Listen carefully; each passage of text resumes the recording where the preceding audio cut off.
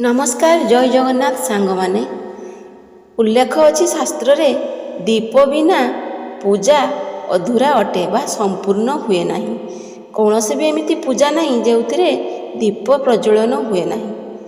बहु पुरातन कालरू बा पुराण रे उल्लेख अच्छी दीप जलिबार अनेक संकेत आमको मिले। जेमिति दीप अधा जलिबा, दीप जळु जळु लिभिजिबा, दीपरे तेल सरीजिबा, पूरा बाती जलिजिबा, ए सबु संकेत आमको कौन सूचाए आसतु आज ये भिडियो रे जानिबा। भिडियोटी आरंभ करने पूर्व आपण मानक एतिकी अनुरोध जदि चैनल नुआ अच्छा सब्सक्राइब करेंगे और आपण भिडियोटी भल लगे गोटे लाइक और कमेंट निश्चित रखिए। दीप जलिबारु जानतु शुभ और अशुभ संकेत। शास्त्र अनुसार दीप अंधकारु आमको आलोक आड़क रास्ता देखाए। संस्कृत भाषा रे दीप को क्लेशर नाश करने कहुए, अर्थात क्लेश माने दुख। तेणु दीपटीए घरे जलैले दुख नाश होता है। ठीक नियम रे दीप जालिले अनेक समस्या घर दूर हुए। जेमिति संध्यारे दीप जलैले घरे नकारात्मक शक्तिर नष्ट हुई परिवार रे शांति समृद्धि बढ़े। जेकोसी मंदिर रे आपण संध्यारे दीप जलैले दुख और दरिद्रता नाश हुए। जेतेबेले आपणको असुस्थ लागिबो, मनरे नकारात्मक विचार थिबो और रोगरे पीड़ित थिबे, सेतेबेले पूजा घरे प्रतिदिन दीपटीए लगेइबे। एहा द्वारा आपणकर मन को शांति देवा सह आपणको शरीर मध्य निरोग होइथाय। आज आसंतु जानिबा दीप आपण केउ समय रे लगेइबे। दीप आपण सकाळ 5 रु दिन 10टा मध्यरे और संध्या बेले आपण 5टा रु संध्या 7टा मध्यरे दीप जलाइबा उचित। संध्यारे तुलसी बा माँ वृंदावती पाखरे घी दीप जलैले आपण को अशेष पुण्य फल प्राप्ति होता है और माँ वृंदावती संतुष्ट होती। भी आप पूजा घरे दीप जलाउछंती, आपन बाम हाथ पाखरे सबुबेले तेल दीप और डाहाण हाथ पाखरे सबुबेले घी दीप जलाइबा उचित।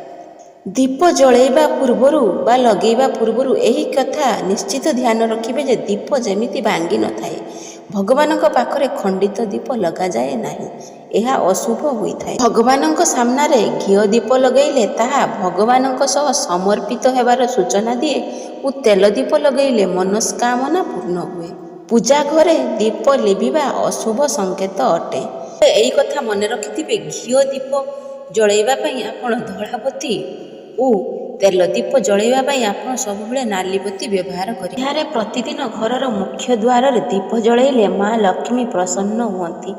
एही कथा मध्य मन रखिथिबे, दीप को केबे भी खाली भूमि उपरे न रखी चाउल उपरे बा कौनसी अलग जिनिस उपरे रखिबे। वास्तुशास्त्र अनुसार पीवा पानी पाखरे जदि आपण प्रतिदिन घी दीप लगाती ताहले घरे थिबा स्वास्थ्य समस्या दूर हुए और धन वृद्धि हुए। वास्तु अनुसार पश्चिम दिगरे दीप लगाइले मानसिक पीड़ारू मुक्ति मिले। आपण जदि दक्षिण दिगरे दीप लगाउछंती ताहले आपण पितृपुरुष शांति हुअंती। पूर्व दिगरे दीप लगैले यह बहुत शुभ फल देइथाए। जदि दीप हठात बहुत जली जाए बा बढ़ी जाए तेबे रोगरू मुक्ति मिले। सोरिष तेलर दीप लगैले सूर्य ग्रहंकर स्थिति मजबूत हुए। पितृ उपरे आपणकर विजय प्राप्त हुए। राशि रे जदि शनि 7.5 बा चली बा शनि महाग्रह आपण को किसी समस्या पकाउछंती ताहले आपण तिल तेलर दीप लगेइबे। एहा द्वारा शनि महाराज प्रसन्न हुअंती। आज पाई एतिकी पुणी देखाब अन्य एक वीडियो रे। आपण माने जदि किछि नुआ नुआ एमिति कथा शिखिबा पई चाहंती तेबे चैनल को सब्सक्राइब करी गोटे कमेंट मतामत रे रखिबे। रहूची जय जगन्नाथ।